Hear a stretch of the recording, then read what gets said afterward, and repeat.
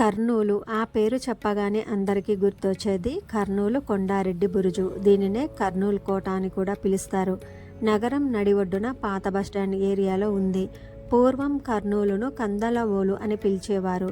ఈ కోటకు 4 బురుజులు ఉండేవి. అందులో 3 శిథిలం అయ్యాయి. 4వది కొండారెడ్డి బురుజు. కర్నూలు కోటను రాయలసీమను పాలించిన విజయనగర రాజులలో ఒకరైన అచ్యుతరాయలు క్రీస్తు శకం 16వ శతాబ్దంలో నిర్మించారు. ఆ తర్వాత ఎప్పుడో కొండారెడ్డి అనే అతన్ని కోటలో బంధించడం వల్ల కొండారెడ్డి బురుజుగా మార్పు చెందింది. విజయనగర పాలకులు యుద్ధతంత్రంగా శత్రువుల రాకను పసిగట్టేందుకు ఈ బురుజును ఎత్తుగా నిర్మించారు. ఈ బురుజు నుండి 52 కిలోమీటర్ల దూరంలో ఉన్న గద్వాల్ కోట వరకు సొరంగ మార్గం కలదు.